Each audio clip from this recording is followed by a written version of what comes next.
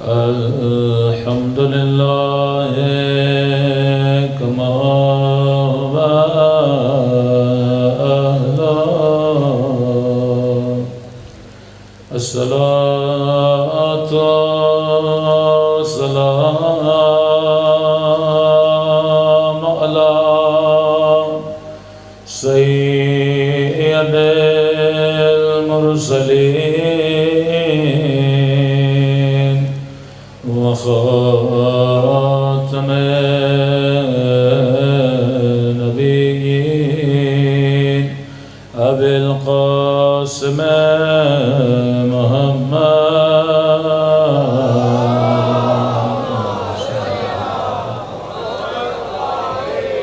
وعلى آله الطيبين الطاهرين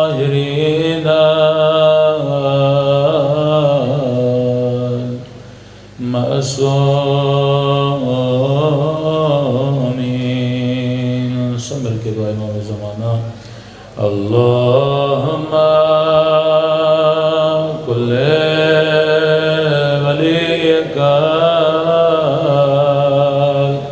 حجة ابن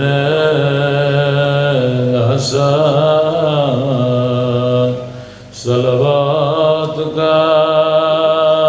عليه وعلى آبائه في هذه الساعة وفي كل وليا وحافظا وقائدا وناصرا ودليلا وعينا حتى تسكنوا أرضك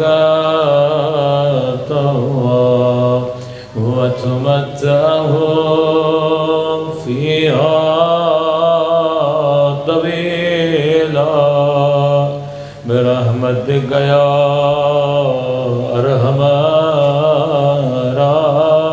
الراحمين. صلوات پڑھے محمد.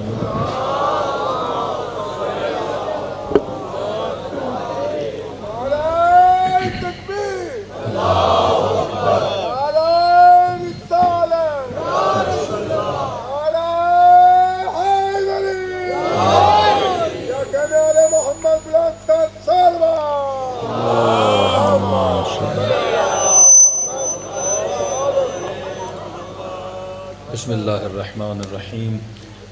رب اشرح لی صدری ویسر لی امری واحلل عقدۃ من لسانی یفقهوا قولی. اما بعد فقد قال رسولنا الکریم ان الحسین مصباح الہدی وسفینۃ النجات. صلوات پڑھے محمد و آل محمد.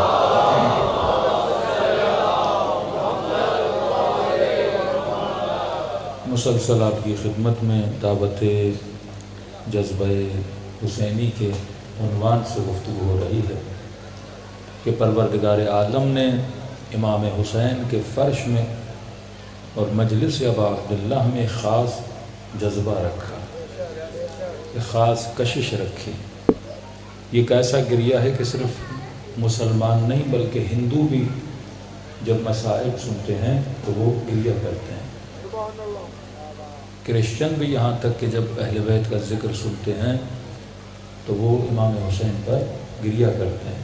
تو یہ خصوصی کشش رکھی خدا نے، جاذبہ رکھا فرش عزا ابا عبداللہ الحسین نے، جس کی کشش کا نتیجہ یہ ہے کہ کتنا قتل کر دیا گیا شیعوں کو، لیکن اس کے باوجود اس کے مجمع میں، ان کے جلوسوں میں، ان کی مجلسوں میں آپ کو کمی نظر نہیں آتی. کہ معصوم کا قول کہ کبھی قلت میں برکت ہوتی ہے اور کثرت میں بے برکتی ہوتی ہے، کہ تم ہو کم لیکن بڑے بابرکت ہو، اور تمہارے مخالف تعداد میں زیادہ ہیں پر بڑے بے برکت ہیں. مطلب اتنے قلت میں کم بھی ہوتے ہوئے آج بڑے سے بڑے دشمن کے مقابلے میں آپ کھڑے ہیں. کوئی مسلمان ملک یہ تصور بھی نہیں کر سکتا. ہمیشہ کہتا ہوں وہ خواب میں بھی نہیں سوچ سکتے کہ امریکہ کے مقابلے میں جائیں گے. تو جو مسلمان خواب نہیں دیکھتا شیعہ اس کی تعبیر بن جاتا ہے.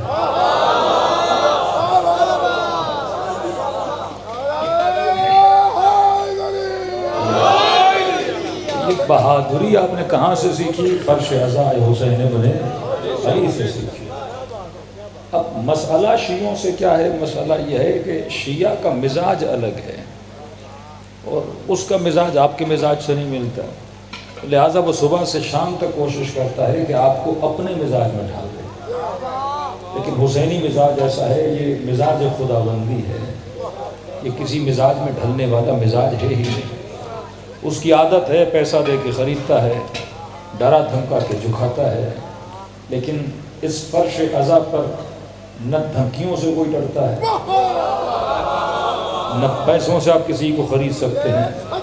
کیونکہ یہاں امام نے یہ نعرہ بلند کیا کہ ہیہات من الذلۃ، کہ ذلت کی زندگی سے عزت کی موت بہتر ہے.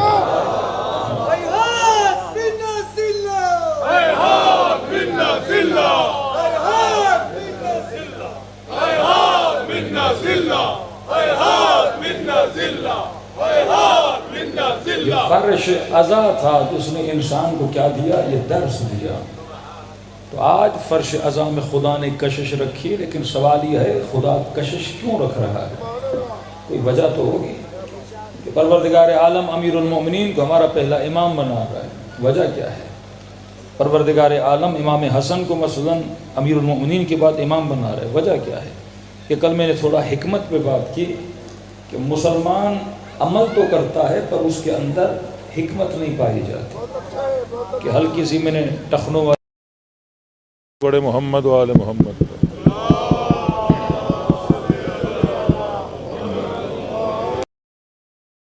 دیگر صلوات بڑے محمد و آل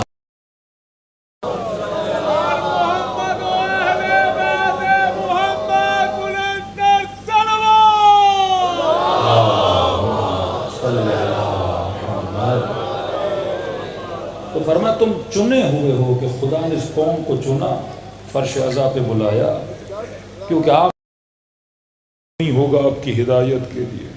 آخری زمانے میں اگر کوئی امام بھی ہے تو پردہ غیب میں ہوگا. اب ظاہر عوام کو ہدایت کون دے، عوام کو رہنمائی کون کرے؟ اس ظلمتوں کے زمانے میں اگر خدا نے کسی کو نور بنایا، تب سے ہدایت بنایا، وہ فرش عزا حسین ابن علی کو بنایا. آج سب کی نسلیں گمراہ ہو سکتی ہیں لیکن فرش عزا پہ بیٹھنے والی نسلیں گمراہ نہیں ہو سکتی. آج ہر بندہ پٹڑی سے ہٹ سکتا ہے لیکن فرش عزا پہ بیٹھنے والا کبھی بھی دور نہیں جا سکتا. کیونکہ فرمایا کہ ان الحسین مصباح الہدی، یہ حسین ہے جو چراغ ہدایت. اصل چراغ ہدایت نہیں، یہ کشتی نجات بھی ہے. یہ ایک ایسی سواری ہے جو تجھے ہدایت دیتا بھی ہے اور تجھے راستہ دکھاتا بھی ہے اور جنت کے دروازے تک لے کر جاتا ہے. اب سوال ہے کہ اس کشتی میں سوار کیوں ہونا؟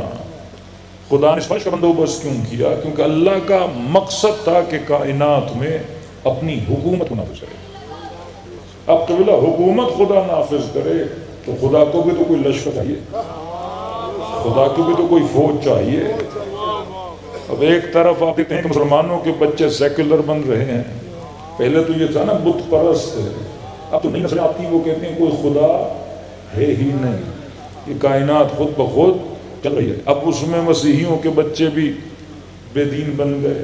ہندوستان میں چلے جائیں ہندو کے بچے بھی بے دین بن گئے، اور مسلمانوں کے ملکوں میں جائیں، ترکی چلے جائیں، ٹونس چلے جائیں، موروکو چلے جائیں، ملیشیا چلے جائیں، ان کے بچے بھی کیا بن گئے؟ بے دین بن گئے.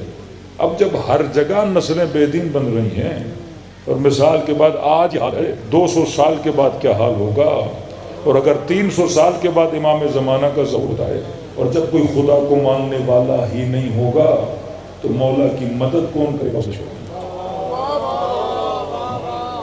تو خدا نے کوئی لشکر تو تیار کرنا ہے. اب اس لشکر کی تربیت کون کرے گا؟ کہ فرش عزا حسین علی. یا امام المنتظر یا امام المنتظر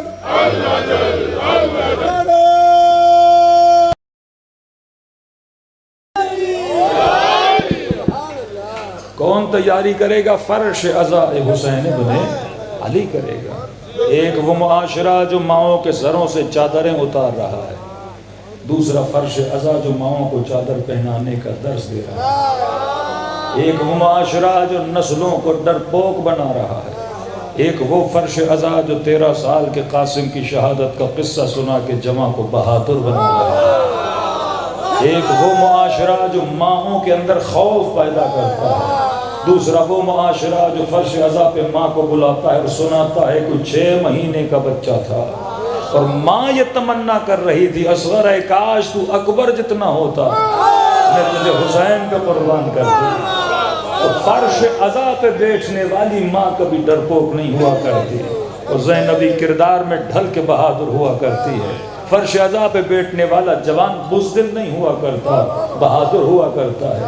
دنیا مال جمع کرنا سکھاتی ہے، حسین فرش عزا پہ بٹھا کر مال لٹانا سکھاتی ہے۔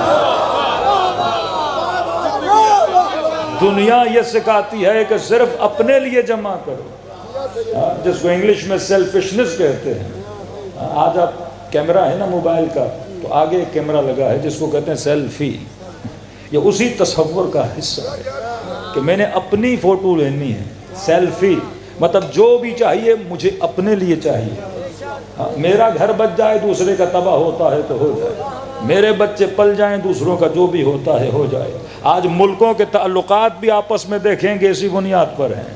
ہر ملک کہتا ہے کہ بس میری ڈیل ہو جائے، باقی دنیا جانے اور دنیا کا کام جانے۔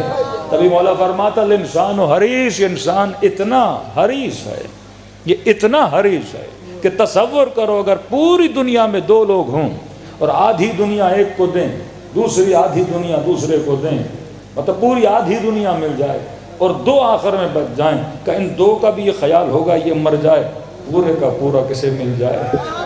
مجھے مل جائے۔ یہ تصور دنیا ہے۔ ایک تصور حسین دیتے ہیں، ایک تصور کربلا دیتی ہے، جس میں ایثار کا جذبہ، جس میں قربانی کا جذبہ، جس میں لٹانے کا جذبہ۔ آپ کربلا جاتے ہو 40 امام حسین پر، 40 کا ایک الگ رنگ ہے۔ 40 سمجھو یہ لشکر کی تیاری ہے۔ 40 کیا ہے؟ لشکر امام زمانہ کی تیاری ہے۔ یہ آپ کو جھلک دکھائی جا رہی ہے کہ جب امام زمانہ ہوں گے تو مولا کے لشکری کیسے ہوں گے۔ آج یہ سارا لشکر کوفے سے کہاں جاتا ہے؟ کربلا جاتا ہے۔ 20 ملین کا لشکر، 15 ملین کا لشکر، سب کے ہاتھوں میں عباس کا علم ہوتا ہے، سب کی آنکھوں میں آنسو ہوتے ہیں، وجود میں غم ہوتا ہے۔ اب کس کی طرف جا رہے ہیں؟ ایک شہید امام کی طرف کربلا جا رہے ہیں۔ اب آپ کو ٹریننگ دی جا رہی ہے، جب تک مہدی کا ظہور نہیں ہوتا شیعہ اس طرح ہوں اور اس طرح اپنے امام کی طرف جائیں اور امام کو لبیک کہتے ہوئے آگے بڑھیں، اور جب امام کا ظہور ہوگا تب بھی تم نے اسی طرح مل کے اپنے امام کی طرف جانا ہے۔ لیکن یہ جانے والے ہوں گے کیسے؟ ان کی صفات کیا ہوں گی؟ یہاں پہ کوئی کسی کو کہے نا میرے جوتے کو پالش کرو، لڑائی ہو جائے گی، جھگڑا ہو جائے گا۔ آپ کے نوکر تھوڑی ہیں ہم آپ کے جوتے کو پالش کریں۔ یا کوئی کسی کو کہہ دے کہ جناب میرے کپڑے دھو دو، کہیں گے دھو بھی تھوڑی ہوں تیرے کپڑے دھوں۔ یا کوئی کسی کو کہے جناب تھک گیا ہوں میرے پاؤں تو دبا دو، کہیں گے جناب میں پاؤں دبانے والا تھوڑی ہوں۔ لیکن عجب مزاج بدل دیا حسین نے کربلا بلا، ایسا مزاج بنا دیا کہ وہی مومن جو یہاں تیار نہیں تھا کربلا جاتا ہے تو ازادار کے جوتوں کو پالش کرتا ہے، کربلا جاتا ہے مومن کے پاؤں دباتا ہے۔ کبھی سوچو کہ امام حسین آپ کے وجود میں، کبھی سوچو کہ امام حسین آپ کے وجود کو بدل رہے ہیں، پر شاید مجھے احساس نہیں ہو رہا۔ ہم یہ سمجھتے ہیں کہ ہم کربلا جاتے ہیں امام حسین کی زیارت، لیکن 40 میں زیارت کے 1-2 دن ہوتے ہیں، لیکن 8-9 دن جو امام حسین آپ سے کرواتے ہیں وہ شاید آپ کو احساس نہیں ہوتا۔ کربلا میں ایک ہی کام کروایا جاتا ہے، کربلا میں عزادار کو عزادار کا خادم بنایا جاتا ہے۔ ایک مومن دوسرے مومن کی خدمت کر رہا ہوتا ہے، ایک مومن دوسرے مومن کو کھانا کھلا رہا ہوتا ہے، ایک مومن دوسرے مومن کے لیے بستر تیار کر رہا ہوتا ہے، نہ کوئی کسی سے پیسہ لیتا ہے۔ میں نے کہا حج بھی جاؤ تو پیکیجز ہیں۔ ایک سال حج میں 450 لوگ مر گئے، تو ہم نے کسی دوست کو فون کیا، میں نے کہا آپ تو خیریت سے ہیں؟ کہ نہیں ہم تو عرفات کے خیموں میں تھے۔ میں نے کہا آپ کو کچھ نہیں ہوا؟ کہ نہیں ہم تو ایک گریڈ میں تھے، 5 اسٹار میں تھے، ہمارے خیموں میں بوفے لگے ہوئے تھے، ایسیاں چل رہی تھیں۔ میں نے کہا یہ بیچارے جو دنیا سے چلے گئے یہ کون تھے؟ کہ یہ غریب طبقہ تھا، ایک ہائی کیٹیگری کے حاجی، ایک لو کیٹیگری کے لوکل حاجی، کہ ان کو پانی نہیں ملا، پیاس کی وجہ سے، شدت گرمی کی وجہ سے مر گئے۔ ارے اللہ کا حج بھی کرنے جاؤ تو کیٹیگری ہوتی ہے، لیکن حسین کے 40 میں کوئی کیٹیگری نہیں ہوتی۔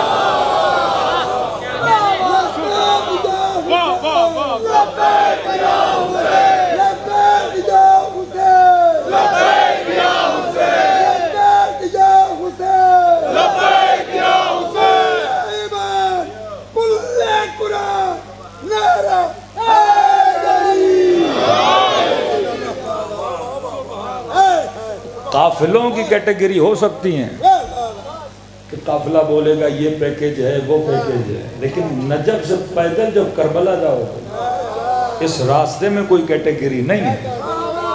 ایسا نہیں ہو کوئی خیمہ ہو جناب یہ موقف مثلا کویتیوں کا ہے، بحرینیوں کا ہے، یہاں صرف امیر آ سکتے ہیں، نہیں، وہاں صرف یہ دیکھا جاتا ہے عزادار حسین ہے۔ وہاں حسین سب کو ہم رنگ بنا دیتے ہیں، سخی بنا دیتے ہیں، ایثار کے جذبے میں لا دیتے ہیں۔ پورا سال بندہ کنجوس ہو، 40 پہ سخی بن جاتا ہے۔ تو فرش عزا آپ کے اندر کیا پیدا کر رہا ہے؟ تبدیلی پیدا کر رہا ہے، آپ کو تھوڑا سا رنگ حسین میں ڈھال رہا ہے، تھوڑا سا اصحاب حسین کے رنگ میں ڈھال رہا ہے کہ مومن یہاں پر آؤ صرف حر سنو نہیں، حر بنو بھی۔ دیکھیے فرق شیعہ اور غیر شیعہ کیا ہے۔ آپ کے مسلمان بھائی صرف قصے سناتے ہیں، مثلا اپنے بچوں کو سناتے ہیں، مثلا جناب خالد بڑے بہادر تھے، خالد کو جانتے تو ہیں، ہیرو ہے مسلمانوں کا۔ اتنے فضائل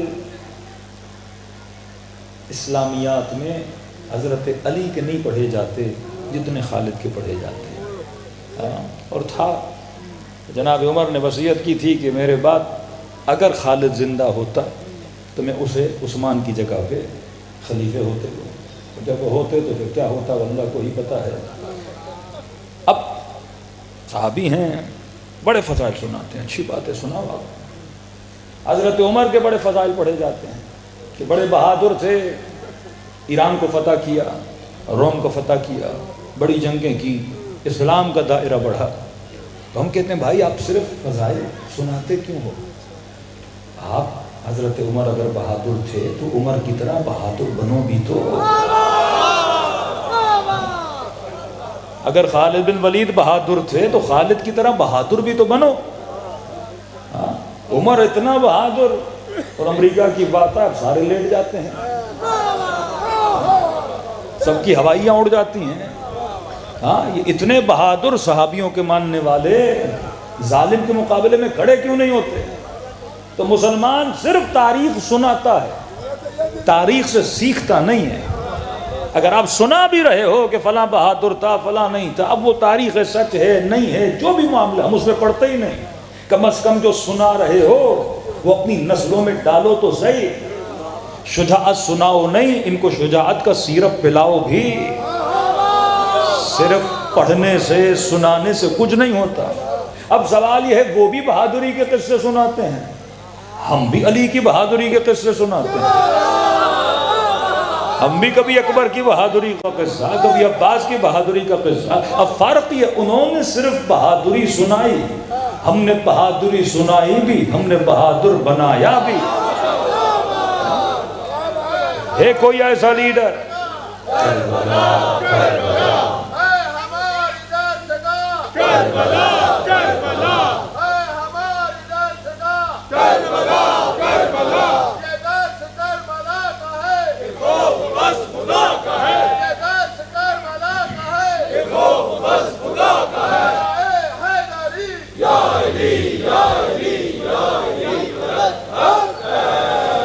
اب آپ کے مولانا وہ بہادری سنا تو رہے ہیں، پر بہادری پیدا کیوں نہیں ہو رہی؟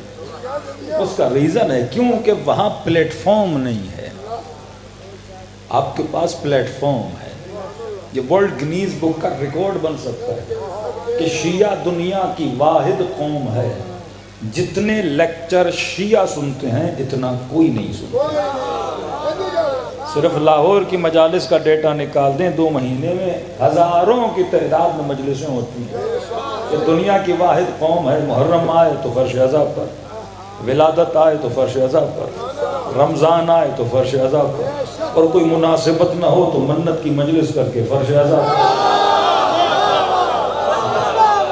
گھر میں خوشی ہو تو فرش عزا بچھاتا ہے، غم ہو بات پڑھے محمد و آل محمد۔ حضرت امام حسین علیہ السلام بلند تر صلوات۔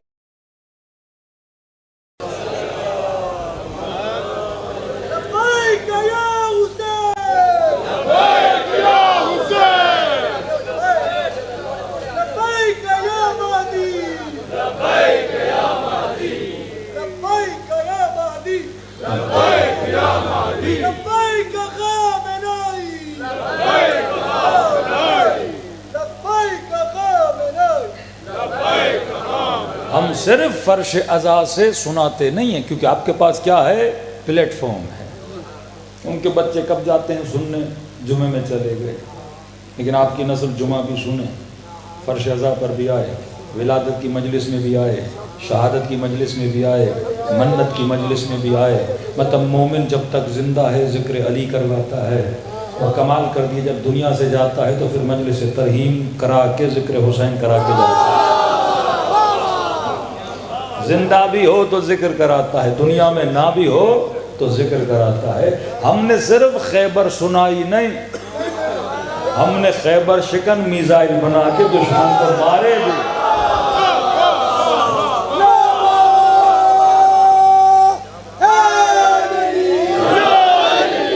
یہ فرق ہے، کیونکہ آپ کے پاس فرش عزا موجود ہے، آپ کے پاس تربیت کا پلیٹ فارم موجود ہے۔ یونیورسٹی بھی جاتا ہے، کوئی خاص ایج کا بندہ جاتا ہے، ماسٹر کر لی، پی ایچ ڈی کر لی، پروفیسر بن گیا، اس کے بعد پھر یونیورسٹی سے نکلنا تو ہے۔ یہ دنیا کی واحد یونیورسٹی ہے، جب تک زندہ ہو حسین بٹھاتے رہے۔ اور یہاں کوئی ایج کا ڈیفرنس بھی نہیں ہے، 7 سال کا بچہ بھی ہے، 90 سال کا بوڑھا بھی ہے، کم سن بچی بھی ہے، بزرگ خاتون بھی ہے، مرد بھی ہیں، عورتیں بھی ہیں۔ یہاں جو انسان ہے اس کے لیے فرش عزا حسین کھلا ہوا ہے، کیونکہ حسین صرف شیعوں کے امام نہیں، حسین انسانیت کے امام ہے۔ اگر جڑتے جاؤ گے اتنے انسان بنتے جاؤ گے، کیونکہ نبی نے کسی اور کے لیے نہیں کہا، یہ صرف علی کے لیے کہا کہ میں شہر علم ہوں اور علی اس کا دروازہ ہے، میں شہر حکمت ہوں اور علی اس کا دروازہ ہے۔ تو لہٰذا خدا نے آپ کو عزت دی، خدا نے وقار دیا، کس کی وجہ سے؟ فرش عزا حسین ابن علی کی وجہ سے۔ اب مقصد یہ تھا کہ آپ کو رنگ اہل بیت میں رنگ دیا جائے، کہ صرف علی سنو نہیں، علی صفت بنو بھی۔ صرف یہ نہیں کہ مولا شجاع تھے، تمہارے اندر کتنی شجاعت ہے؟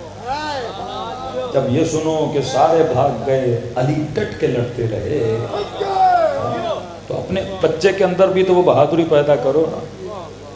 یہ نہیں کہ صرف مولا کی فضیلت سن کے تو نعرہ لگاؤں اور میرا بچہ چپکلی کو دیکھے تو بھاگ جائے۔ پریکٹیکلی کیا بناؤں اسے بہادر؟ اب بہادر کیسے بناؤں یہ کون بتائے گا؟ امیر المومنین بتائیں گے۔ حاتم طائی سے پوچھا کہ حاتم تم سخی کیسے بنے؟ فرمایا میری ماں کی وجہ سے۔ کیا میں سمجھا نہیں؟ حاتم نے کہا جب میں چھوٹا تھا تو میری ماں مجھے خرچی دیتی تھی، جیسے مثلا 5 روپے دیے، 10 روپے دیے۔ اب جب دیتی تھیں تو ڈیلی کے بچے کا خرچہ ہوتا ہے، مثلا مجھے 1 روپیہ دیتی تھیں، کہتی 1 روپیہ ایکسٹرا دیتی تھی، کہتی تھی حاتم یہ 1 تیرے لیے، یہ 1 کسی فقیر و غریب کو دے دے۔ کہ بچپن سے عادت پڑ گئی کہ جتنا اپنے اوپر خرچہ کرتا تھا اتنا ہی غریبوں کے اوپر خرچہ کرتا تھا۔ تبھی فرمایا کہ علم حاصل کرو گہوارے سے لے کر قبر تک، علم کی کوئی ایج نہیں ہوتی۔ میں نے 5 منٹ سوچا، قول نبی کا ہے، گہوارے سے بندہ علم کیسے حاصل کرے؟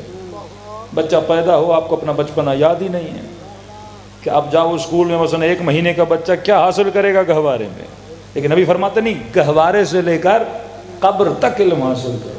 تو کہ یہ جو گہوارہ ہے یہ اشارہ ہے اس گود کی طرف جس میں بچہ پلے گا۔ مطلب کہا کہ جوان جب شادی کرو تو ایسی گود ڈھونڈو جو تمہارے بچے کی صحیح تربیت کر سکے۔ اگر عباس بنے تو یہ کمال عباس کا بھی ہے، لیکن زیادہ کمال بی بی ام البنین کا کمال، جس نے عباس صفت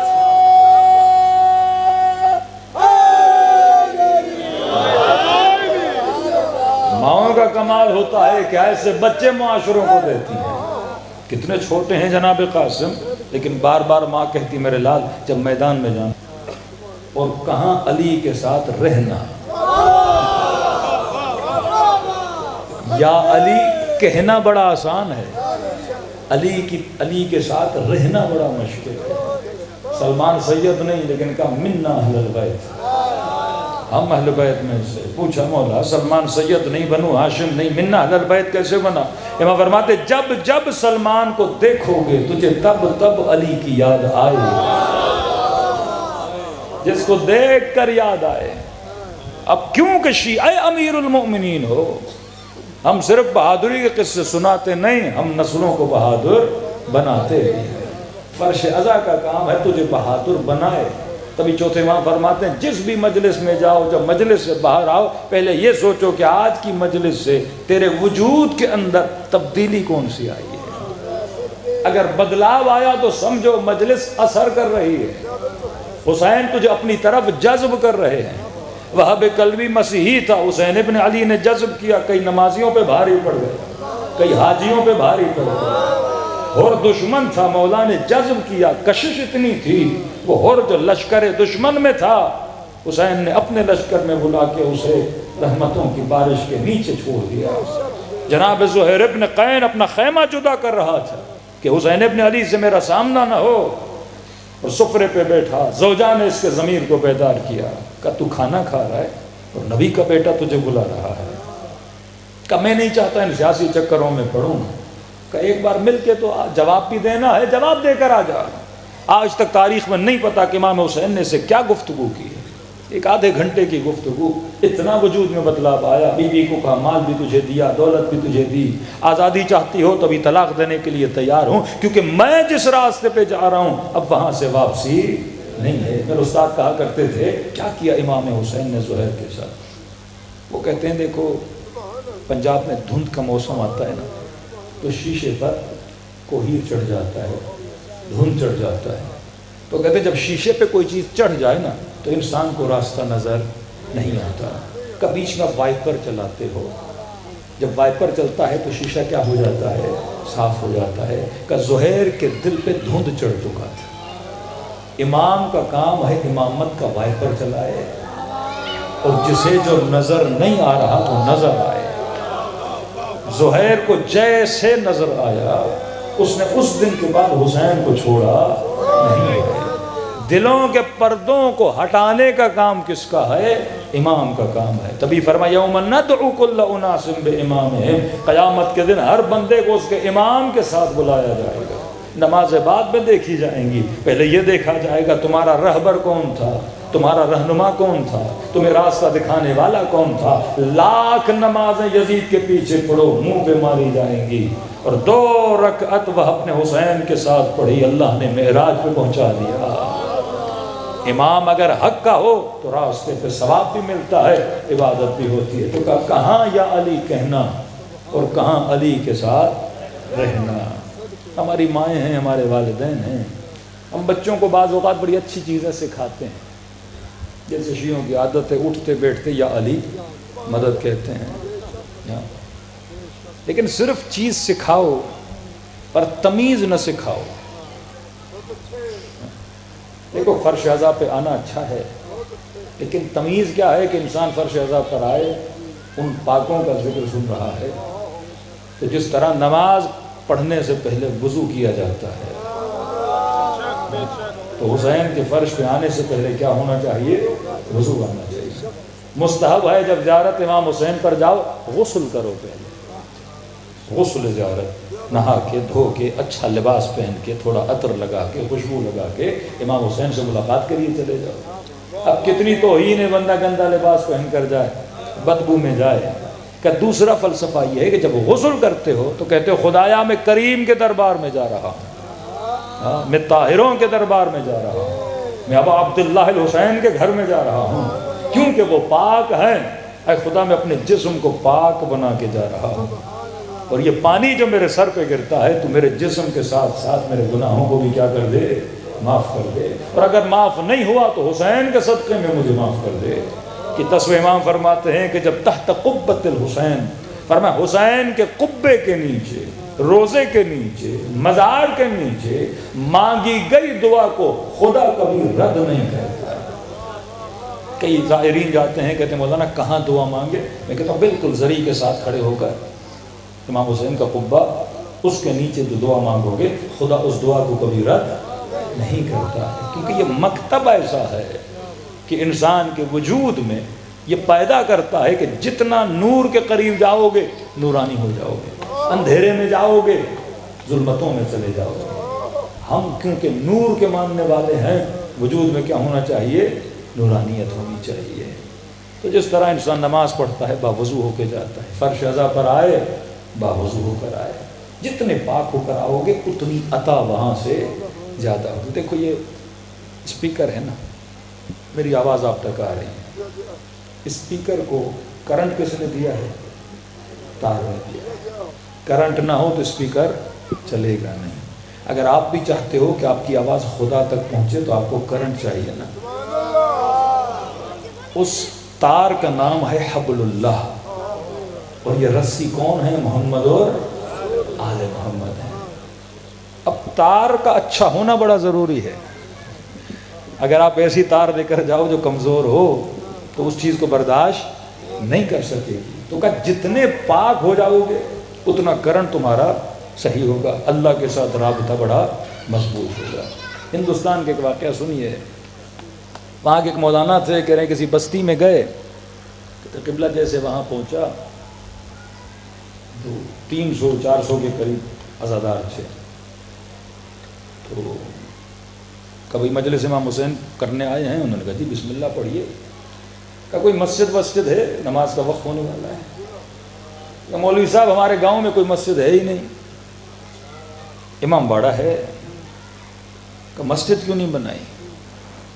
کہ نہیں آپ سے پہلے کوئی خطیب آئے تھے اور آج تک انہوں نے مسجد کا پوچھا ہی نہیں، اور اگر کسی نے مسجد بنانا بھی چاہی تو انہوں نے کہا نہیں مسجد نہیں، مسجد علی کا مقتل ہے۔ جس مسجد میں امیر المؤمنین شہید ہوئے ہم مسجد نہیں بنائیں، امام باڑے بنائیں۔ کیونکہ اچھا جہاں کوئی شہید ہو تو وہ چیز نہیں بنائی جاتی، کہ نہیں ہمیں تو یہی کہا گیا کہ مسجد مقتل امیر المؤمنین ہے، ہم مسجد نہیں بنائیں۔ انہیں کربلا جانے کے شوقین ہو کہ دن رات دعائیں کر رہے ہیں خدا کربلا بھیج دے۔ کہ جس مسجد میں ایک علی شہید ہوا تم نہیں جاتے ہو، جس کربلا میں 72 شہید ہو گئے۔ کربلا بھی تو مقتل ہے۔ جب دلیل دی نا، شیعہ کون ہے؟ نحن ابناء الدلیل۔ مولا فرماتے جب دلیل آ جائے نا فوراً سرخم تسلیم کرو۔ جاہل کا کام ہے وہ دلیل کا بھی کیا کرتا ہے؟ ضد کرتا ہے۔ آپ امیر المؤمنین کی امامت پہ اتنی دلیلیں دیتے ہو، بعد مسلمان ماننے کو تیار نہیں ہے۔ ہم کہتے ہیں بھائی آپ ہمیں کہتے ہو علی کو چھوڑ دو تو ہم چھوڑنے کے لیے تیار ہیں، لیکن عقل کا تقاضا ہے کہ اگر میں علی کو چھوڑ رہا ہوں تو پھر کوئی ایسا دو یا علی جیسا ہو یا علی سے بہتر ہو۔ دماغ تو دیا ہے نا اللہ نے۔ یہ جو چیلنج آپ کر رہے وہ نہیں کر سکتے، یہ چیلنج جو آپ کر رہے وہ نہیں کر سکتے۔ آپ ان کو بول دو فلاں کو چھوڑ دو، ہونا تو یہ تھے بھائی ٹھیک ہے ہم چھوڑ رہے ہیں، پھر آپ کوئی ایسا دو جو فلاں سے بہتر ہو، تو آپ تو لائن لگا دو گے نا. لیکن آپ کھلا چیلنج دو. بھائی عقل کا تقاضا ہے. آپ نے کوئی اسکول کھولا، وہاں پہ آپ نے ٹیچر رکھا جو مثلا ماسٹر پاس ہے، آپ کے کزن نے ضد کی اسے نکال دو، تو آپ نے کہا ٹھیک ہے بھائی نکالتا ہوں. کس کو رکھوں؟ اس نے کہا ایک میٹرک فیل بندہ ہے اسے لگا دو. تو آپ نے کہا بی اے ماسٹر کرنے والے کو نکال کر میٹرک فیل کو لگا دوں، یہ خلاف عقل ہے. تو جسے علی ملا وہ علی کو چھوڑ کر کسی میٹرک فیل کو تو ماننے کے لیے تیار نہیں ہوگا. جسے کہا یہ باب مدینۃ العلم ہے، تبھی مولا فرماتے ہیں نحن ابناء الدلیل، آپ کے پاس دلیل ہے. کوئی آپ سے امیر المؤمنین کو چھڑوا نہیں سکتا، کیونکہ آپ کو ٹھیک ہے چھوڑ دیا. اب کوئی ایسا تو لاؤ جو علم میں علی سے بہتر ہو، حسب میں علی سے بہتر ہو، نسب میں علی سے بہتر ہو. کوئی ایسا لاؤ جو کسی میدان سے نہ بھاگا ہو. کوئی ایسا لاؤ جس کے لیے رسول نے یہ کہا ہو من کنت مولا فہذا علی مولا. کوئی ایسا لاؤ جس کے لیے کہا ہو کہ اس سے اللہ بھی محبت کرتا ہے اور یہ بھی اللہ سے محبت کرتا ہے. کوئی ایسا لاؤ جس کے بچے حسن و حسین جیسے ہوں، جس کی زوجہ فاطمہ الزہرا جیسی ہو. کوئی ایسا لاؤ جو قسیم النار والجنت ہو. آپ چھوٹ دے دو جناب، ڈھونڈ کے لاؤ. واللہ 1 سال نہیں، 2 سال نہیں، 3 سال نہیں، ڈھونڈ ڈھونڈ کے آخر میں تیرے ہی در پہ آئے گا، کہے گا مجھے کلمہ پڑھاؤ، میں علی والا بننا چاہتا ہوں، مجھے علی سے بہتر امام نہ ملا. تو یہاں نحن ابناء الدلیل فرمایا، دلیل اگر سامنے آ جائے سرخ میں تسلیم کرو. تو مولوی صاحب نے ان کو سمجھایا کہ بھائی مسجد ہے، اللہ کا گھر ہے، یہ تو شرف ہے امیر المؤمنین کا کہ ولادت کعبے میں ہوئی، شہادت مسجد میں ہوئی. اللہ نے شرف دیا ہے. سرزمین کرب و بلا امام حسین کے لیے بلا تھی، تیرے لیے رحمت ہے. وہ مصیبت ان کے لیے مصیبت ہے، لیکن اسی مصیبت کو خدا نے تیرے لیے کیا بنا دیا؟ رحمت بنا دیا. اب تھوڑی سی کھوپڑیاں کھلی. دیکھو ایک قرآن کی آیت ہے، اللہ کہتا ہے میں نے سورج، چاند، ستارے، انبیاء کے قصے، کہانیاں تجھے اس لیے نہیں سنا رہا کہ ماؤں کی کوئی لوریاں ہیں. میں کبھی عاد کا قصہ سناتا ہوں، کبھی سمود کا قصہ سناتا ہوں، تاکہ تو ان قصوں سے عبرت لے. جو غلطیاں انہوں نے کی وہ غلطیاں تو نہ کر. جو فرعون نے کیا وہ تو نہ کر، جو نمرود نے کیا وہ تو نہ کر، جو یزید نے کیا وہ تو نہ کر، جو شمر نے کیا وہ تو نہ کر. وَاعْتَبِرُوا يَا أُولِي الْأَلْبَابِ. اور پھر خدا کہتا ہے عبرت وہی لے گا جس کے اندر مغز ہے. لب کہتے ہیں مغز کو. اخروٹ دیکھا ہے آپ نے؟ اخروٹ کا اوپر چھلکا، اندر کیا ہوتا ہے؟ مغز ہوتا ہے. اب آپ دکان پر گئے اور آپ نے 1 کلو اخروٹ لیے، گھر آئے اور اخروٹ کو توڑا تو چھلکا کھلا تو اندر خالی، دوسرا اندر خالی، تیسرا اندر خالی. آپ نے کہا بھائی پیسے میں نے اخروٹ کے دیے ہیں. اس نے 1 کلو چھلکے مجھے دے دیے. آپ دکاندار کے پاس گئے، آپ نے کہا بھائی چھلکے توڑتا ہوں، مغز نہیں ہے اندر. تو 1 کلو اخروٹ بغیر مغز کے تو خریدنے کے لیے تیار نہیں. خدا بے مغز مسلمان کو جنت کیسے بھیجے؟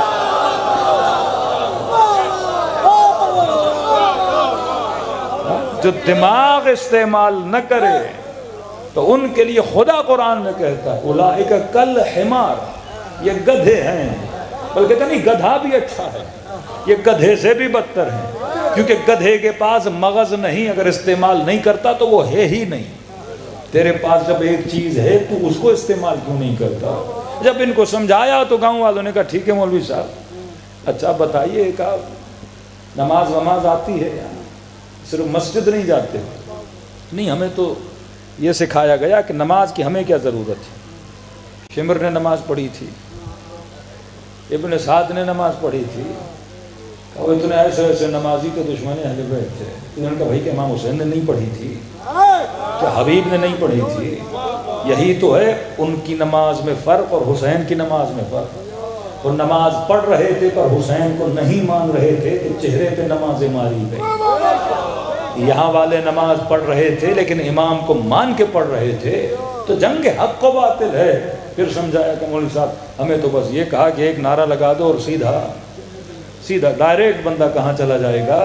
جنت میں چلا جائے گا. انہوں نے کبھی نعرے کا ثواب ہے لیکن انما یتقبل اللہ من المتقین.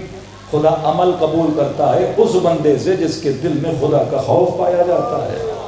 اور چھٹے امام فرماتے من استخف بصلاۃ، جو اپنی نماز کو یہ نہیں کہ نہ پڑھے، کہ جو نماز کو چھوٹا سمجھے، کہ اسے کبھی بھی ہم اہل بیت کی شفاعت نصیب نہیں ہو سکتی۔ بھئی مولا 1000 رکعت پڑھتے تھے، میں کم از کم 17 تو پڑھوں، تھوڑا تو شبیہ علی بنوں۔ دیکھو لکڑی کی شبیہ بنانا آسان ہے، آپ علم بنا لو گے، تابوت بنا لو گے، یہ لکڑیوں کی شبیہ ہیں نا جن کو آپ بناتے ہو، اور شبیہ بن کے بھی اتنی عزت ہوتی ہے کہ مومن چومتا ہے، احترام ہے نا۔ روایت ہے اگر کوئی مومن کربلا گیا، ظاہر حسین بنا، واپس آیا کہ اس کے چہرے کو 3 دن تک دیکھنا عبادت ہے، کیونکہ چہرہ حسین کی ذریعے سے کیا ہوا ہے؟ مس ہوا ہے۔ اچھا 3 دن کے بعد نہیں ہے عبادت، کیونکہ اثر ختم ہو گیا نا۔ سب سے آسان ہے لکڑی کی شبیہ بنانا، اور سب سے مشکل ہے کردار کی شبیہ بنانا، یہ مشکل ترین کام ہے۔ بچے کا نام رکھ دو سخی حسن، آسان ہے، اس کو سخی بنانا مشکل ہے۔ بچی کا نام رکھو بطول، آسان ہے، اس کو بطول بنانا مشکل ہے۔ کسی کا نام رکھو عباس، عباس نام رکھنا آسان ہے، لیکن عباس کی طرح بہادر بنانا مشکل ہے۔ ہمیں یہ ہے کہ اچھا نام بھی رکھو اور اچھی صفت میں بھی ڈھالو۔ انہیں سمجھایا، انہوں نے کہا ٹھیک ہے مولوی صاحب، اب نماز بتائیے کس طرح پڑھتے ہیں۔ تو انہوں نے کہا کہ بھائی 300 لوگ، اب 300 کو وضو سکھاؤں، پھر مسجد میں لے جاؤں یا امام بارگاہ میں لے جاؤں نماز پڑھاؤں، تو مولانا نے کہا کہ بھائی نماز ہی قضا ہو جائے گی۔ تو کہا کہ وضو آتا ہے، کبھی بہت پہلے آتا تھا، کب کا ہم نے وضو بھی چھوڑ دیا ہے، بس سیدھا نہاتے ہیں اور نکلتے ہیں، وضو کیا ہوتا ہے ہمیں پتہ ہی نہیں۔ مولانا صاحب کہا کہ گاؤں میں کوئی نہر شہر ہے جہاں تم سارے ایک ساتھ جمع ہو جاؤ اور مجھے دیکھو میں وضو کیسے کرتا ہوں، اسی طرح تم وضو کرو۔ انہوں نے کہا ٹھیک ہے مولوی صاحب، فلاں جگہ گاؤں میں نہر ہے، بڑی اچھی خاصی نہر ہے۔ مولانا ان سب کو لے گئے، 300 گاؤں والے، اکیلا مولوی۔ انہوں نے کہا بھائی دیکھو وضو کا طریقہ یہ ہوتا ہے، پہلے قلی کرتے ہیں، سب نے قلی کی، تھوڑا ناک میں پانی ڈالتے ہیں، سب نے تھوڑا سا پانی کو کھینچا، پھر چہرے کو سیدھے ہاتھ سے دھوتے ہیں، سب نے چہرہ دھویا، پھر کہا دیکھو سیدھا بازو ہم شیعہ اوپر سے نیچے پانی پھینکتے ہیں۔ میں نے کہا آپ کے مکتب میں کیا ہے؟ حکمت ہے، وہاں حکمت کم نظر آتی ہے۔ آپ وضو جب دھوتے ہو تو اوپر سے نیچے تک پانی ڈالتے ہو، آپ کے بھائی نیچے سے اوپر تک ڈالتے ہیں، تھوڑا غور کرنا، نیچے سے اوپر تک، بھائی ان کا فقہی مسئلہ ہے، آپ ڈالتے اوپر سے نیچے۔ میرے ساتھ کوئی ملا جوان، میں نے کہا کہاں پر ہے کہ نیچے سے اوپر؟ اس نے کہا قرآن میں ہے الہ، الہ مطلب یہاں سے وہاں تک۔ میں نے کہا وہ تو صحیح ہے، لیکن حکمت بھی تو کوئی چیز ہوتی ہے۔ میں نے کہا گاڑی کو جب دھوتے ہو تو نیچے سے اوپر دھوتے ہو یا اوپر سے نیچے؟ گھر کی دیوار کو جب رنگ کرتے ہو تو اوپر سے نیچے کرتے ہو یا نیچے سے اوپر؟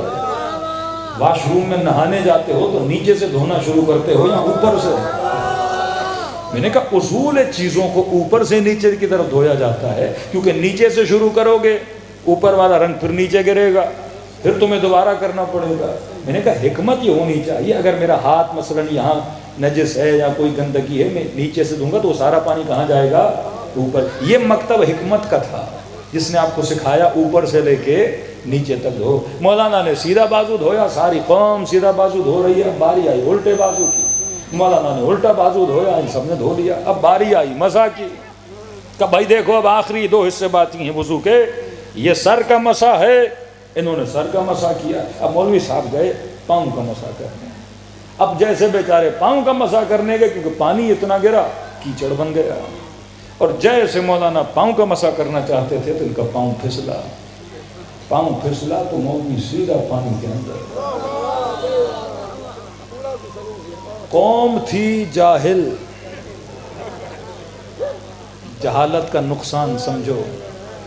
مولا سے کسی نے پوچھا نا انسان کا سب سے بڑا دشمن کون ہے، تو کسی نے کہا شیطان، کسی نے کہا نفس۔ مولا نے کہا نہیں، تیرا سب سے بڑا دشمن تیری اپنی جہالت ہے، کیونکہ جب جاہل ہوگے ہر وہ بندہ جو سکھائے گا مانتے جاؤ گے، کیونکہ دماغ کیا ہے؟ خالی ہے۔ اب جس نے جو آیا دماغ میں ڈالا آپ مان کے چلے گئے کیونکہ آپ کو تو پتہ ہی نہیں تھا. پوری قوم تھی جاہل جس کو پتہ ہی نہیں تھا کہ وضو کیا ہوتا ہے. اب جیسے مولانا پانی میں گئے تو اس کے بجائے کہ مولوی کو نکالتے، انہوں نے کہا یہ وضو کا آخری حصہ ہے. پہلے سیدھا بازو دھونا ہے، الٹا بازو دھونا ہے، پاؤں کا مسح کرنا ہے، پھر پانی کے اندر جانا ہے. 300 کے 300 لوگ پانی کے اندر. یہ وضو کا آخری حصہ ہے. تو کہتے ہیں جب جاہل قوم کا رہبر پھسلتا ہے تو پوری قوم پھسل جاتی ہے.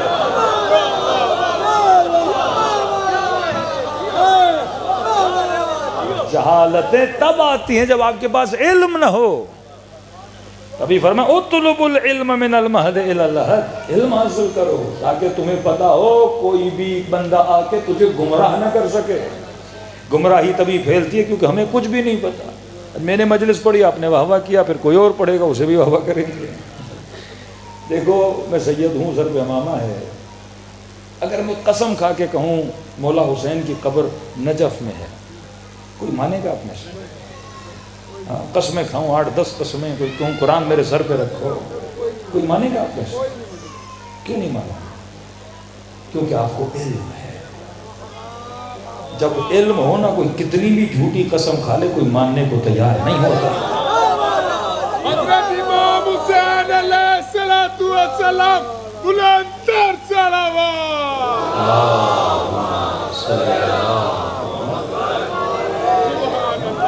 علم ہے، آپ کبھی نہیں مانو گے. مولوی صاحب تو کیا یہاں بولو 100 ذاکر آ کے قسم کہ ہم ماننے کے لیے تیار نہیں. کیونکہ ہم گئے کربلا دیکھ کر آئے، حسین کی قبر کربلا میں ہے. لیکن مثلا شاہ عباس کو پتہ ہے کسی کو کسی قبر کا؟ پتہ ہے کسی کو مجمع میں؟ ہاں، اب مجھے پتہ ہے کہ آپ کو پتہ نہیں. یہاں سے بازی شروع ہو جاتی ہے. مجھے پتہ چل گیا کہ آپ کو پتہ نہیں. اب جو پتہ میں دوں گا آپ اسی پتے پہ چلو گے. امت کو نہیں پتہ نبی کا نمائندہ کون ہے.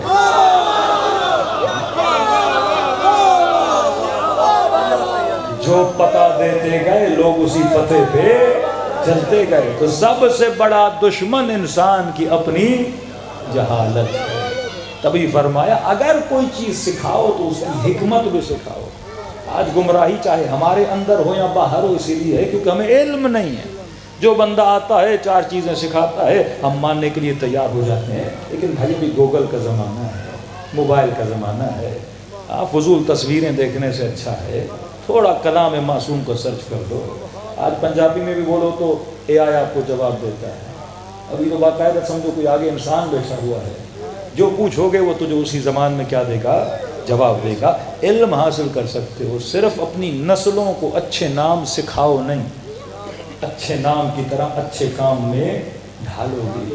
تہران کے مولانا کہتے محرم کا مہینہ تھا اور کوئی 6-7 محرم، کہتے مولانا ہم گھر گئے اور محرم اب ظاہر مولانا مجلس میں پڑھ کے لیٹ ہی جاتے ہیں گھر، کوئی 2:30 بجے کوئی 3 بجے، ابھی بھی دیکھیں ٹائم کیا ہو گیا ہے. تو کہتے ہیں جب لیٹ گھر گیا تو مجھ سے پہلے کوئی چور صاحب آئے ہوئے تھے اور پورا صفایا کر چکے تھے. اب تہران کا مطلب یہ کہ مولوی بھی شیعہ چور بھی شیعہ، تو پورا شہری شیعہ ہے. بھائی اگر کسی کی مجلس میں موبائل نکل جائے تو سمجھو جس کی نکلی وہ بھی عزادار، جس نے نکالی وہ بھی عزادار. مسجد سے جوتا چوری ہو تو جس کا چوری ہوا وہ بھی مسلمان، جس نے چرایا وہ بھی مسلمان. مولانا دل کے بڑے اچھے تھے. انہوں نے کہا چور ہے، ضرورت ہوگی، ضرورت مند ہے بیچارہ، کوئی بات نہیں، میں سامنے نہیں جاتا کہیں شرمندہ نہ ہو. کہتے صحن میں ایک درخت تھا، میں درخت کے پیچھے چھپ گیا.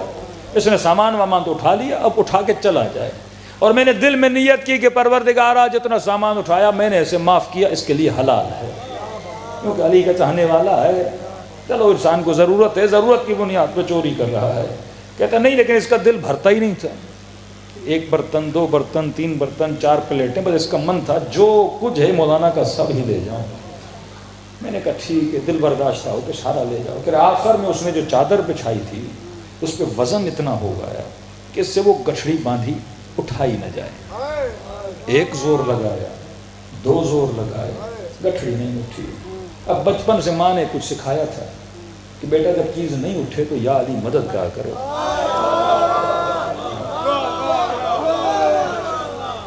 تو اس نے ایک زور لگا کے کہا یا علی مدد۔ مولانا کہتے اب مجھ سے برداشت نہیں ہوا، ایک تو چوری، تو علی کا نام لے کے چوری۔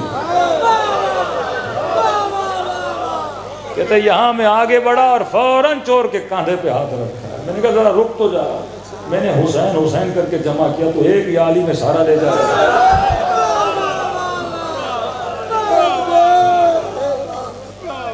کہہ رہا چور پریشان ہو گیا، اور پھر کہتے میں نے اس کو کہا ذرا آجا کمرے میں بیٹھ، میں پولیس کے حوالے نہیں کروں، سارا سامان بھی میں نے تجھے دیا۔ پھر کہا یہ قالیچہ تو نے لیا ہے، اس کی جوڑی میرے پاس پڑی ہوئی ہے، وہ بھی تجھے دیتا ہوں، ساتھ لے جا۔ اور کہا بازار میں ہر کسی کو نہیں بیچنا، دکاندار کا نمبر بھی دیتا ہوں، اسے بیچنا، اچھے ریٹ میں خریدے گا، میرا نام لے کر بیچنا۔ کہہ رہے گھر میں آیا، ایک چائے کا کپ پلایا کہ جوان اگر رک جاؤ تو صبح ناشتہ بھی تجھے اچھا سا کرواؤں۔ کہتا یہ پریشان ہے کہ نہیں مولانا صاحب خدمت اتنی کی ہے، اب دل کرا زمین پھٹ جائے اور اندر چلا جاؤں۔ جب خوب خدمت کی، چائے کا کپ بھی پلایا، جوان کو بٹھایا بھی، اب اس کا تھوڑا تھوڑا جوان کا دل نرم ہوا۔ اسے کہا بس جوان ایک چیز سمجھ لے، علی کا نام نجاستوں میں نہیں لیا جاتا، طہارتوں میں لیا جاتا۔ یہ تمیز ہونی چاہیے، یہ تمیز ہونی چاہیے۔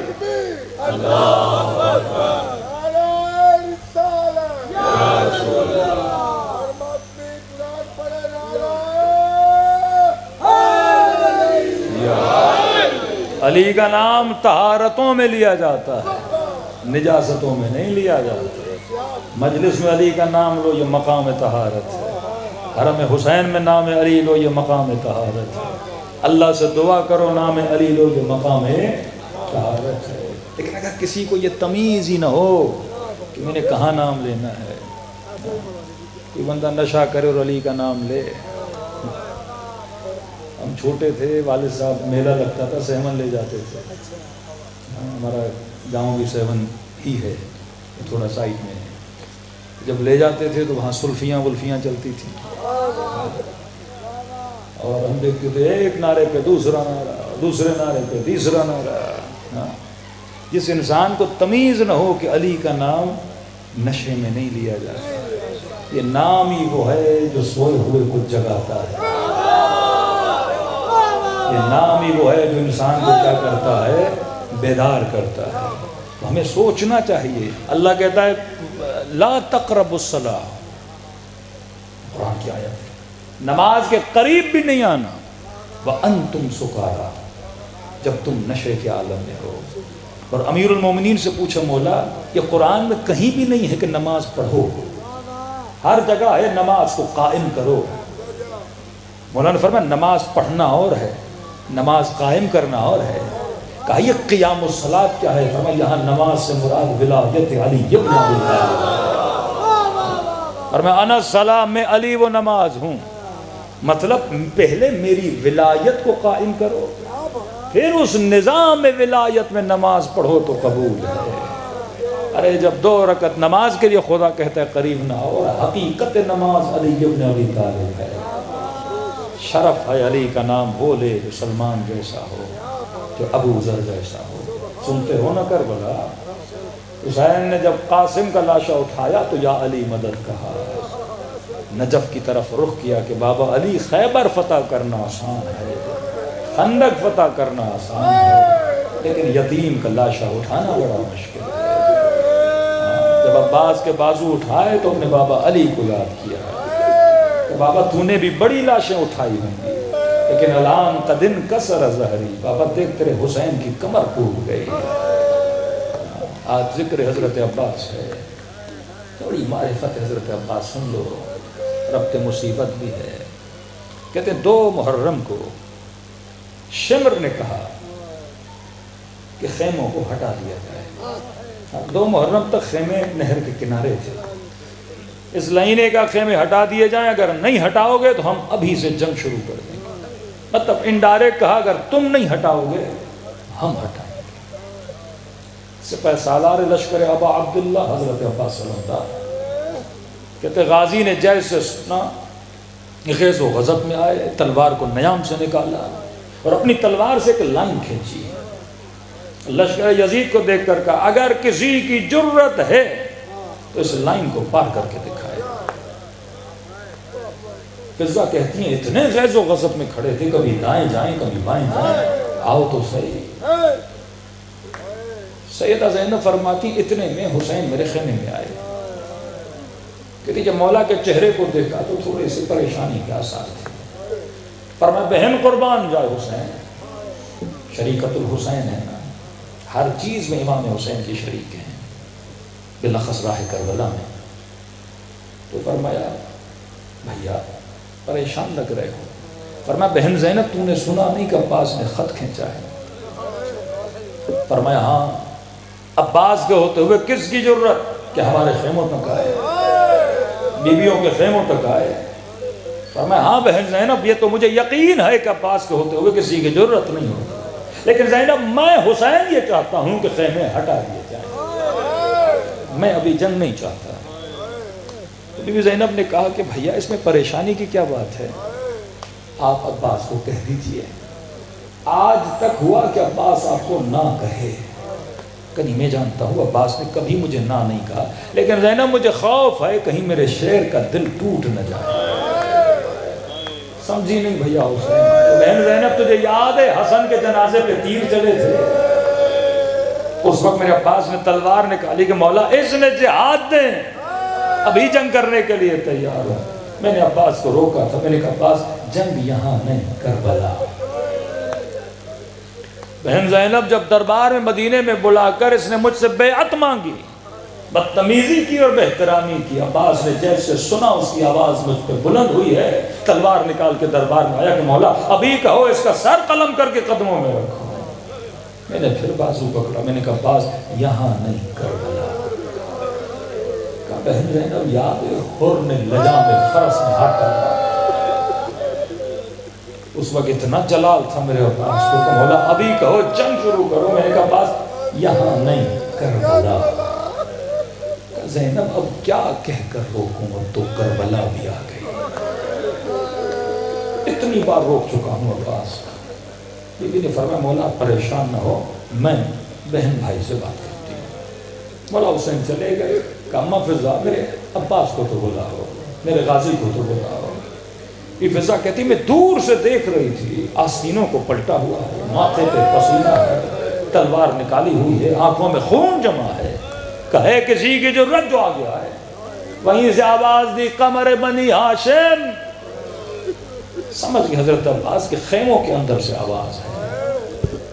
کہتے سیدھا آئے میرے پاس، اصحاب کے حوالے کیا خط کو، اور میں جی اماں فضا کا آواز آقا زادی بلا رہی ہے۔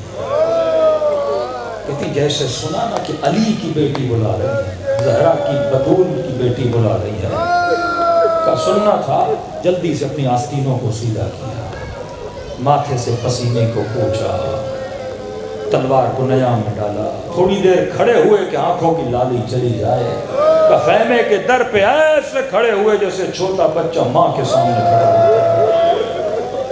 کہ آقا زادی آ جاؤ، کہ جی عباس آؤ، کہ زانو ادب لگا کے بیٹھ گئے۔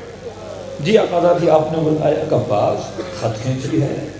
بی بی جی میرے ہوتے ہوئے کس کی جرت کہ آپ کے خیموں تک آئے، کس کی جرت سیدانیوں کے خیموں تک ہاتھ بڑھائے؟ عباس مجھے یقین ہے تیرے ہوتے ہوئے کچھ بھی نہیں ہو سکتا۔ عباس تم نے دشمن کو چیلنج کیا ہے، للکارا ہے کہ میرے ہوتے ہوئے کس کی جرت خط پار کرے۔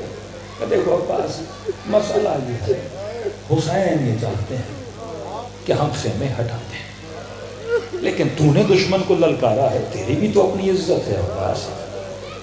دشمن ہنسے گا کل کہ عباس نے للکارا تھا، کسی کی جرت ہے جو خیموں کو ہاتھ لگائے۔ تو عباس میں سمجھتی ہوں بس پریشان ہونے کی ضرورت نہیں، تو بہن کے ساتھ خیمے میں بیٹھ جا، میں اکبر کو بھیج دیتی ہوں، میں قاسم کو بھیج دیتی ہوں، تجھے دشمن کا سامنا نہیں کرنا پڑے گا کہ کل کوئی تجھے تانا دے۔ کہتے ہیں سنتے رہے سنتے رہے، جب بی بی کی باتیں ختم ہوئی نا تو کھڑے ہوئے اور عرض کیا کہ بی بی بار بار کہہ رہی ہیں عباس کی عزت، عباس کی عزت، کہ عباس ہوتا کون ہے؟ اگر میرے حسین نے کہا ہے خیمے ہٹا دو، بی بی میں خود جاؤں گا، اپنے ہاتھوں سے خط کو مٹاؤں گا۔ جو اس طرح مطیع امام بن جائے. عجب ہے، کہتے ہیں جب پانی لے کر آ رہے تھے اور جب پہلا بازو کٹا تو عباس نے قسم کھائی، فرمایا واللہ لو قطعتما یمینی، خدا کی قسم اگر میرا دوسرا بازو بھی کاٹ دو لو حامیا دین، میں عباس اپنے دین کو نہیں چھوڑوں گا. علماء کہتے ہیں یا کون سا دین کا مسئلہ تھا کہ یزید و شمر یہ کر رہے تھے عباس نماز چھوڑ دو، روزہ چھوڑ دو، حج چھوڑ دو.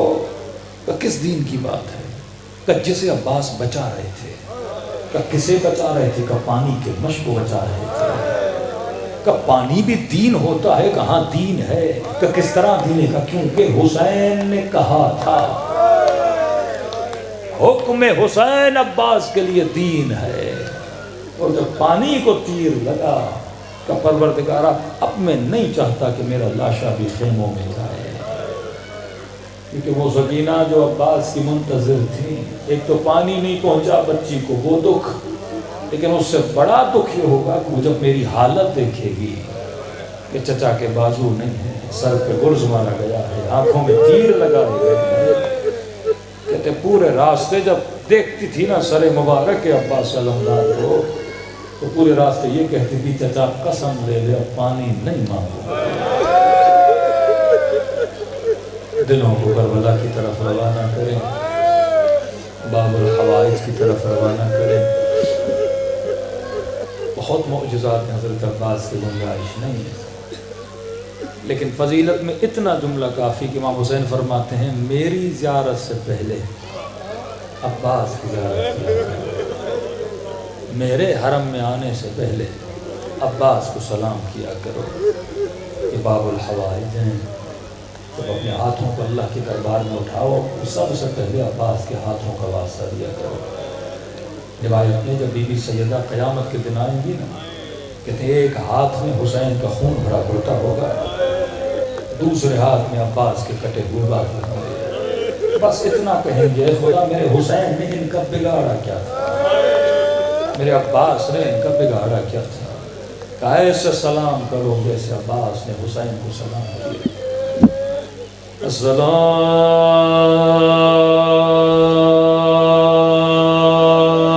علی الحسین وعلی علی ابن الحسین وعلی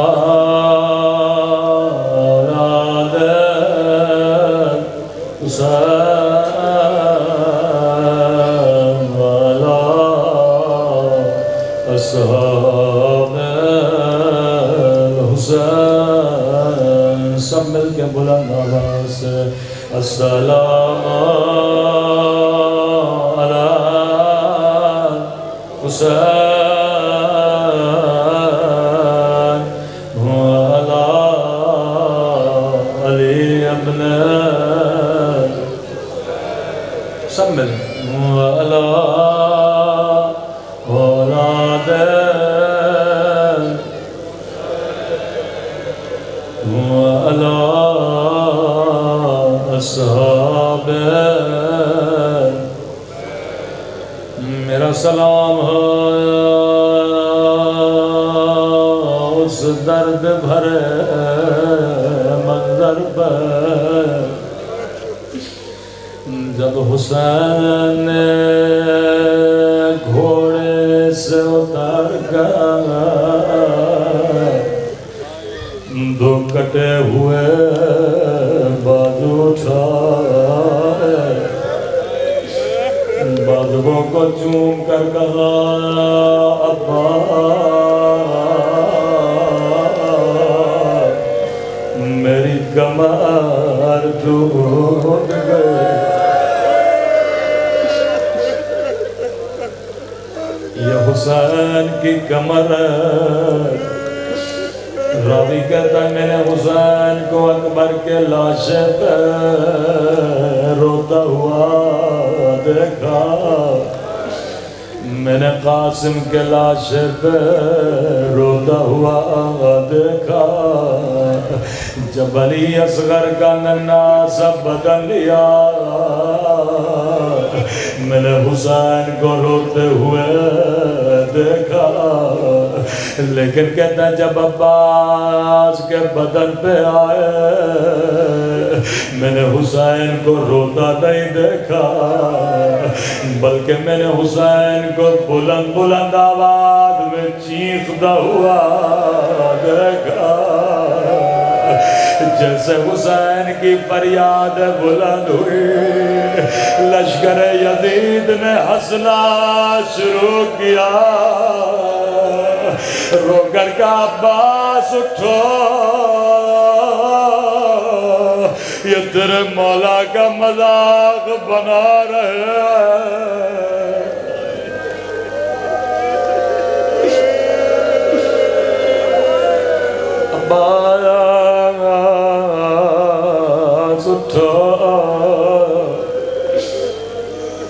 خدا سب کو قبر عباس کی زیارت نصیب کرائے۔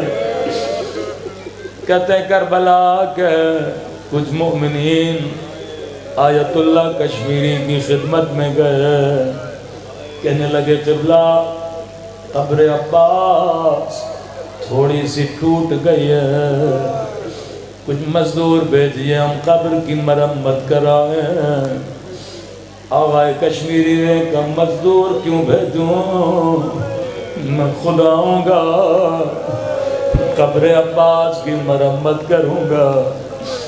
اپنے کچھ شاگردوں کے ساتھ سرداب عباس میں گئے، اصلی قبر، کہتے ہیں جورابیں اتاری ہیں، اپنے ہاتھوں سے قبر کو بنانے لگے۔ ایک شاگرد نے کہا قبلہ میں نے ہر مجلس میں سنا ہے عباس کا قد بڑا تھا،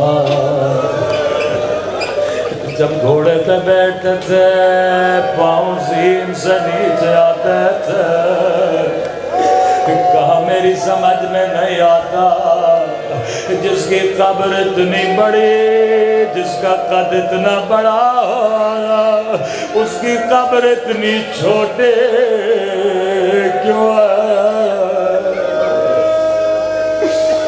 قبلہ نے کہا مجھے بھی نہیں پتا، کل آنا میں جواب دوں گا۔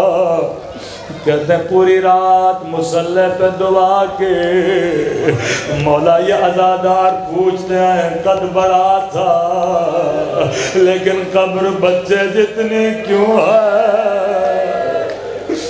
خواب میں امام زین العابدین کو دیکھا، کہا مناشیب کشمیری میرے عزاداروں سے ایک سوال کرنا، کہنا تو نے کبھی نہیں سوچا میں نے ہر شہید کو حسین کے ساتھ دفنایا، عباس کی قبر اتنی دور کیوں ہے؟ فرمایا میں جنازہ اٹھانے گیا تھا، لیکن کیا کرتا جب جنازہ اٹھاتا تھا بدن ٹکڑے ٹکڑے ہو گیا تھا، اٹھاتا تو کیسے اٹھاتا، ابا کے دامن کو بچھایا، ٹکڑوں کو جمع کیا، ایک چھوٹی سی گٹھڑی بنائے، عباس کی قبر بنا دے۔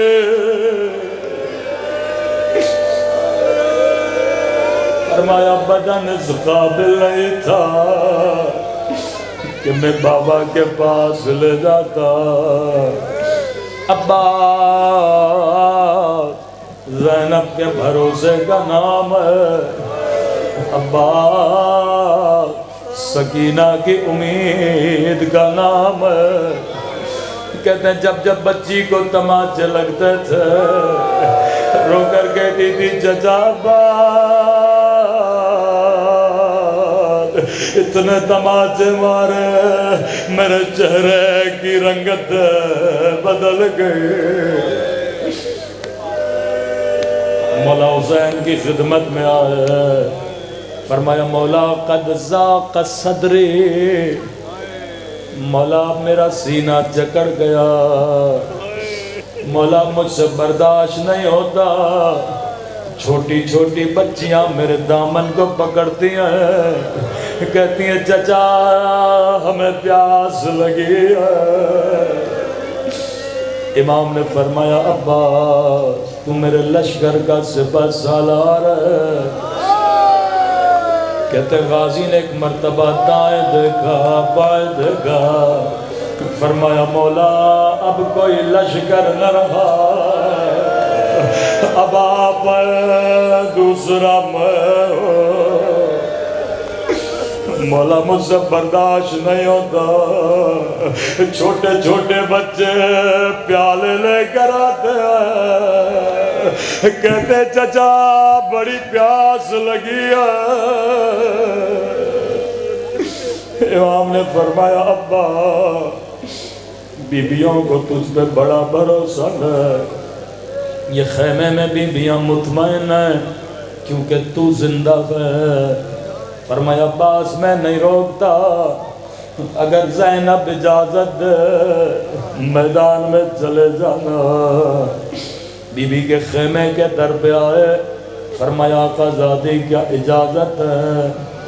زانوں میں ادب لگا کہ بی بی زینب کے سامنے بیٹھے۔ بہن نے چہرے کو دیکھا، فرمایا عباس میں زینب سمجھ گئی کیوں آئے ہو؟ عباس میں زینب روکوں گی نہیں، لیکن کچھ باتیں سنتا جا، جیا تزادی۔ فرمایا عباس شہر کوفہ تھا، حکومت بابا علی کی تھی، شام کا وقت تھا، میرا قافلہ کوفہ میں رکا تھا۔ بابا نے فرمایا حسن رات ہونے دے، لوگوں کو اپنے گھروں میں جانے دے، پھر زینب کے قافلے کو لانا۔ اور یہی زینب ہے جب رات کو شام میں پہنچی، ابن سعد نے کہا بازار کھلنے دو، مجمع لگنے دو، پھر علی کی بیٹیوں کو نامحرموں کے مجمع میں لانا۔ غیرت علی غیرت عباس۔ عباس رات ہو گئی، لوگ اپنے گھروں میں چلے گئے، بابا علی مشکل کشا خود مجھے لینے کے لیے آئے، میرے اونٹ کی مہار کو تھاما۔ جب قافلہ بازار میں پہنچا، مجھے کہا زینب ذرا اماری کا پردہ ہٹانا۔ عباس میں نے پردہ ہٹایا، مجھے کہا زینب غور سے دیکھو یہ کوفے کا بازار ہے۔ عباس میری سمجھ میں نہیں آیا تھا، بابا بیٹیوں کو بازار کیوں دکھا رہے ہیں؟ قافلہ اور آگے بڑھا، پھر کہا زینب ذرا پردہ ہٹانا۔ کہا زینب غور سے دیکھو یہ کوفیوں کے گھروں کی چھتیں ہیں۔ عباس میری سمجھ میں نہیں آیا، تیسری مرتبہ میری سواری کو روکا، اب کہا زینب ذرا پردہ ہٹانا۔ میں نے پردہ ہٹایا، کہا زینب غور سے دیکھو یہ کوفے کا چوک ہے۔ عباس اب مجھ سے رہا نہیں گیا، میں نے کہا بابا بازار اور زینب، کوفے کا چوک اور بیٹیاں، بازار دکھانا ہے، حسن کو دکھایا۔ اتنا کہنا تھا، میری سواری کو بٹھایا، بابا کے آنکھوں سے آنسو جاری تھے۔ کہا زینب ذرا کلائیوں کو آگے لانا۔ کبھی میرے ہاتھوں کو چومتے تھے، کبھی میرے سر کا بوسہ لیتے تھے۔ کہنے لگے زینب یہی بازار ہوگا، تیرے ہاتھوں میں رسیاں ہوگا۔ تیرے سر پہ چادر نہیں ہوگی۔ عباس میں نے کوئی اعتراض نہیں کیا، میں نے کہا بابا امام ہو، علم غیب جانتے ہو، لیکن بابا ایک چھوٹا سا سوال کروں گی۔ او بابا جس بھی بہن کا ایک بھائی ہو اس کا بھی کوئی نام نہیں لیتا، اللہ نے مجھے 18 بھائی دیے، زینب کو بازار میں کون لائے گا؟ عباس بابا نے کہا زینب اس وقت حسن نہ رہیں گے، اس وقت حسین نہ رہیں گے۔ اب سنیں گے زینب نے کیسے خدا حافظ کیا۔ کہا غازی کھڑا ہو جا، دونوں باہیں عباس کے گلے میں ڈالے، کہا خدا حافظ عباس، اب میں زینب سمجھ گئے، میرے ہاتھوں میں رسیاں بندھنے کا وقت قریب ہے، میرے سر سے چادر اترنے کا وقت قریب ہے۔ امام زمانہ کا ایک جملہ سنو، غازی کا علم بھی آنے والا ہے، فرماتے ہیں میرا سلام ہو ان بیویوں پہ جن کے ہاتھوں کو رسیوں سے باندھا گیا تھا۔ کہتے ہیں جب جب غازی کی کٹی گردن پہ نگاہ پڑتی تھی، رو کر بی زینب کہتی تھی عباس تجھے میری چادر پہ بڑا ناز تھا۔